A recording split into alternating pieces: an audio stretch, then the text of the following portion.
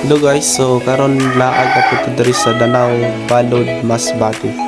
So kini wa jud din na mga expect na maabot ko aning lugar kay ang among plano magud sa Balod palani rami mag overnight sa naisipan man ang mga sa kauban nga laag sa diri lugar abot kita og sa kamayo aning man kay bago ra man pud ni siya gidibilo.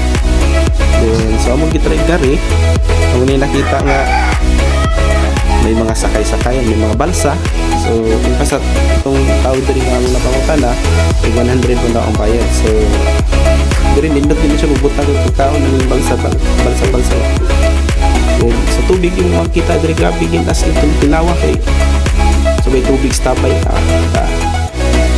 so pagpasiguro lang yung magdala og silin na kung pasya godoy kay sure jud ko nga baka ginahan jud mo maligo ini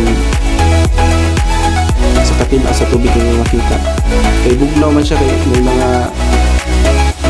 yung kini nga area makita nimo may mga mangrove na siya kay kahit sa kag udto ka maligo tubig bugnaw gihapon siya so mo na siya yung mga makita under so kini mo niyang balsa pod 100 ka pang bayad ani. Then muna siya yung mga bata may nagsakay-sakay so maroon po yung sakay tamin dito tas may available na sakyanan so wala namin gibigyo na naman sila kay para po makita po ninyo so mga gusto mo rin pag andalong po mo 100 pesos para makasakay man hindi mo daw na pwede sakyan na kayo 100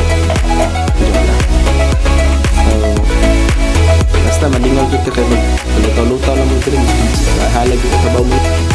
So, diri na natapos akong video. Salamat sa pagtanaw. Ayaw pagkalimot sa pag like o share sa akong video para daghan pa pong makakita ng video ha.